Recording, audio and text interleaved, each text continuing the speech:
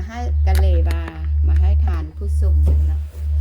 ฝากมาเตออสลีนางแก้วเวียงขอนเนาะมีอีหยังเดนเรามาเบิ่งกันสิ่งสำคัญและเมนเพิ่นฝากยามาให้แม่แก้วเนาะแล้วก็เครื่องสำอางตัวนี้เมนเพิ่นฮู้ว่าแม่เจ็บหัวเข่าเพิ่นกันเลยบาฝากยาดีกว่าหัวเข่ามาให้เนาะอันนี้มันสิดีหลายอันเนาะผู้ได้ยักใดเนาะเพิ่นว่ากระสั่งได้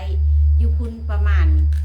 55หรือว่าเกือบ60 ดอลแหละแต่ว่าค่าหิ้วหัน10 ดอลเนาะฝากมาเฮาเราอันนี้เพิ่นฝากมาทางไทยเนาะแล้วแม่แก้วก็ข้ามไปเอาอยู่เมืองไทยเนาะอันนี้แม่นยาดีหัวเข่าเพิ่นฝากมาให้เนาะงัวแม่เจ็บหัวเข่าของออสเตรเลียนี่สิกินดีเนาะ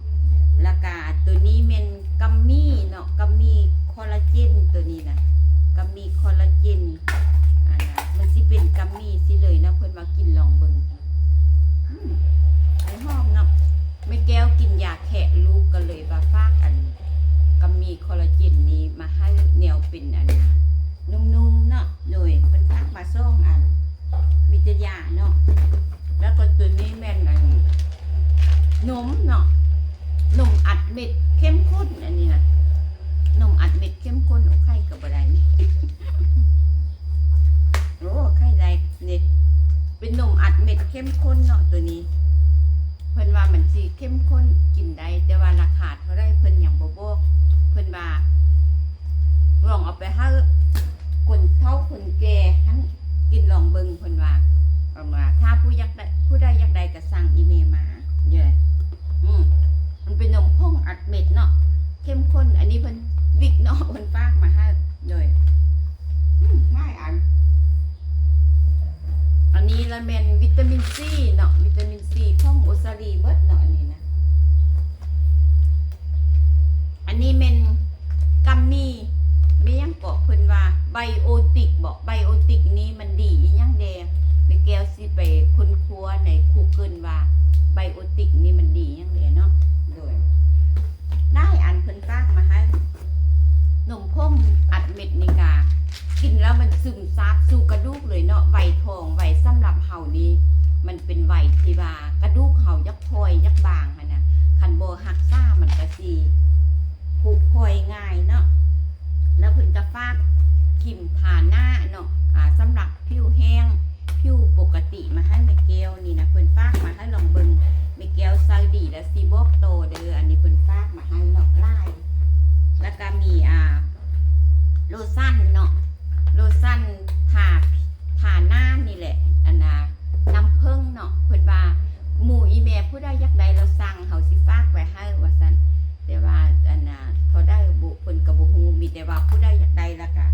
ทักแม่แก้วมาเนาะทักแม่แก้วมาแล้วแม่แก้วสิบอกลูกฝากมาให้เพิ่นฝากมาทางอุสรีเพิ่นซื้อหมดนี้นี่อันนี้ก็อุ้ยเนียนดีโลชั่นทองคำเนาะอันนี้นี่เนียนดีขนาดตัวนี้ก็เป็นโลชั่นทาผิว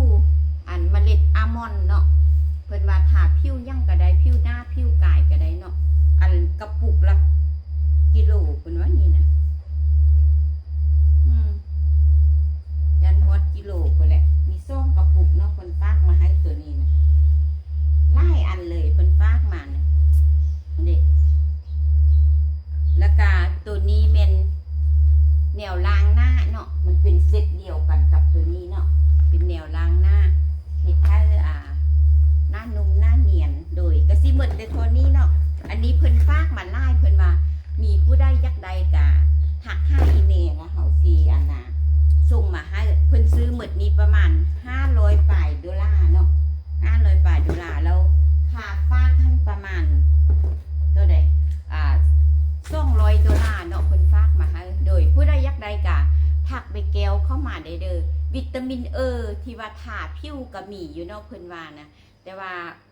บ้านแล้วเพิ่นสิฝากมาให้ผู้ใดต้องการท่านสิฝากมาให้วิตามินแต่ว่ามันสิเป็นครีมแบบเป็นรสมันสิเป็นรสแบบครีมทาหน้าแบบนี้เนาะวิตามินอยู่ออสเตรเลียนะโอเคขอบใจหลายๆแล้วก็ขอบใจลูกสาวแก้วเวียงขอนที่ฝากเครื่องมาให้แม่อันนี้ก็เป็นสิ่งสำคัญเนาะเฮาเฮ็ด เฮาบ่ได้บอกลูกแต่ว่าลูกเข้าใจเฮาเนาะเพราะว่าคือเฮาเฮ็ดนำแม่เฮาทุกมื้อนี่แหละมันก็เป็นการซึมซับลูกเฮานี่สิซึมซับเข้าไปในตัวแล้วเขาเจ้าก็สิฮักเฮาแบบเฮาฮักแม่เฮาคือกันเนาะอันนี้ก็ได้มันเป็นแบบกงกรรมกงเกวียนเฮาเฮ็ดแนวได้นำพ่อนำแม่ลูกก็สิเฮ็ดนำเฮาแบบนั้นเนาะอันนี้ก็แม่แก้วก็คิดว่าเป็นแบบนั้นแม่แก้วมีลูกแท้ๆนี่2คนเนาะกับพ่อทึ่งที่ว่าได้เสียชีวิตไปแล้วก็มีลูกชายผู้หนึ่งที่ว่าติดพ่อทึ่งมาหั่นแม่แก้วก็เอามาเลี้ยงแต่8-9 ปีเพิ่นบวชมาเนาะเลี้ยงจนไปแต่งงานให้จนว่าเอามาอยู่นำก็มาควบคุมน้ำดื่มให้เพิ่นเฮ็ดแล้วแม่แก้วก็ได้จ่ายเงินนำเพิ่นเอาให้มือนึง3-4 เส้นก็พอได้จ่ายเนาะโอเคขอบใจหลายๆเด้อที่ติดตามคลิปแม่แก้วผู้ใดอยากได้สินค้าตัวได้ก็บอกมาได้เนาะเพราะว่าลูกสาวเพิ่นสิฝากมาให้ก็มีหลายตัวคือแม่แก้วไล่ให้เบิ่งนั่นแหละโดยโอเคบ๊ายบายขอบใจหลายๆ